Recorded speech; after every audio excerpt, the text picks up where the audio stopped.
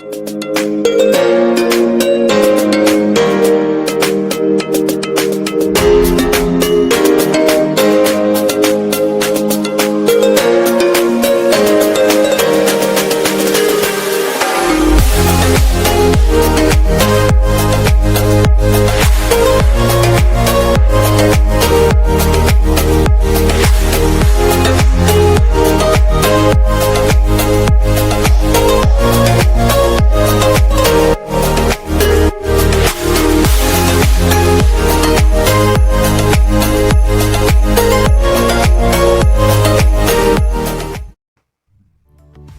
guys, selamat datang di video aku.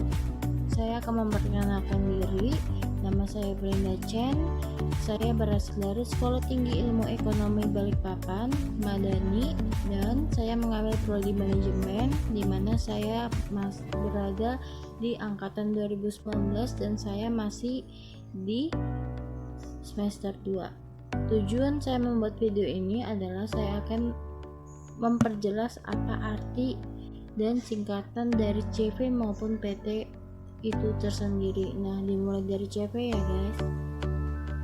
Nah, CV itu singkatannya adalah Commanditary Finance Cap, di mana pengertiannya adalah badan usaha yang dibentuk oleh 2 orang atau lebih, yang mana 1 orang yang berperan sebagai pemberi modal atau sekutu pasif dan 1 orang lagi berperan menjalankan usaha sekutu pasif. Dan yang kedua, perseroan terbatas, itu singkatan dari PT, yang artinya adalah sebuah badan hukum yang didirikan berdasarkan perjanjian persekutuan modal yang seluruhnya terbagi dalam presentasi saham. Nah, perbedaannya CV dan PT itu, nah, kita berawal dari perbedaan CV dan PT dari nama ya guys. Jadi kalau nama CV itu nggak apa-apa sama guys. Jadi misalnya CV Berlian di Karanganyar, terus CV Berlian di Karangrejo, itu nggak masalah guys. Tapi kalau PT nggak boleh. Jadi satu PT hanya boleh memiliki 1 nama saja dan 1 pemilik. Terus kalau bentuknya CV itu nggak punya berbadan hukum, tapi kalau PT berbadan hukum. Terus kalau dasar hukumnya CV itu nggak ada guys, tapi kalau dasar hukumnya PT ada. Ia diatur oleh Undang-Undang PT Nomor 40 Tahun 2007 tentang perseroan terbatas. Nah, tapi kalau untuk pendirinya di sini beda ya guys. Kalau CV hanya boleh untuk warga negara Indonesia sendiri, tapi kalau untuk PT boleh dari boleh dari warga negara asing maupun negara Indonesia sendiri. Untuk saham, CV tidak memiliki saham, tapi kalau PT adanya kepemilikan.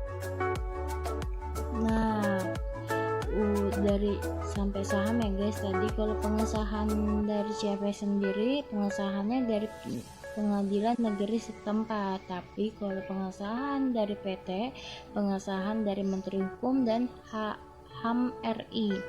Terus kalau biayanya lebih murah mana sih kak, PT apa CV? Ya jelas lebih murah CV lah, tapi karena kalau PT itu di atasnya dari CV, jadi lebih mahal PT untuk membangunnya. Terus untuk pengurusnya dari mana sih kak? Kalau CV itu persero aktif dan pasif, tapi kalau PT direksi dan komisaris gitu guys.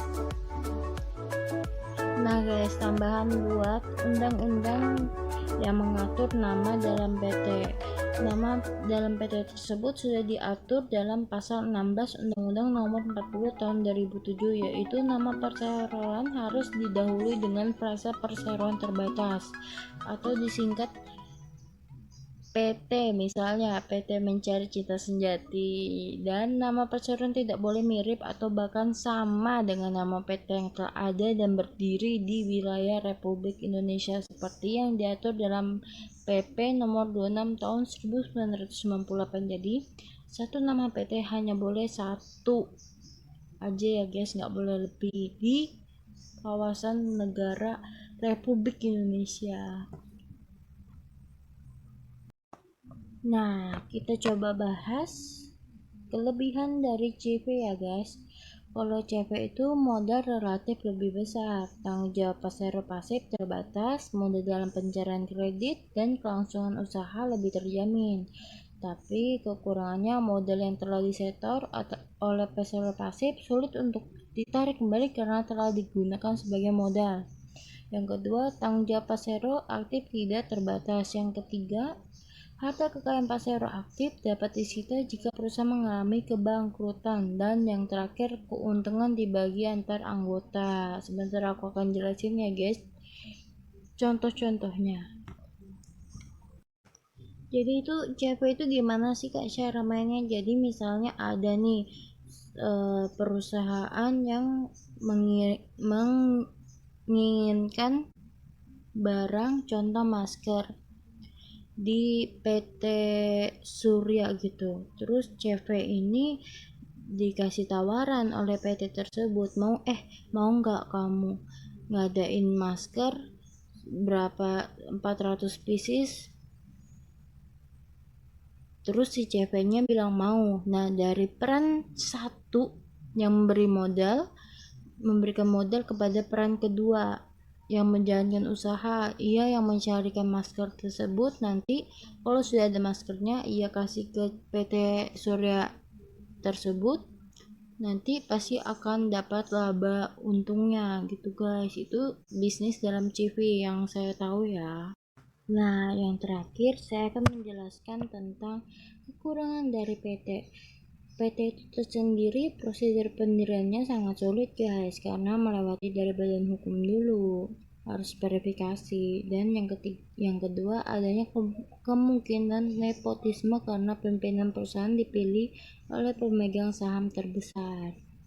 Yang ketiga, adanya pajak perusahaan sehingga keuntungan perusahaan berkurang, jadi harus bayar pajak gitu guys. Yang terakhir, keuntungan dibagi dengan pemegang saham. Contoh, kita mendapatkan untung 500.000, itu yang punya saham 3 orang, jadi 500.000 itu dibagi ke 3 orang tersebut. Nah, udah jelas kan guys apa yang saya maksud. Jadi kalau kalian mau tahu contoh dari CV atau PT, kalian bisa search lagi ke Google. Contohnya yang saya tahu PT Pertamina Persero, TBK.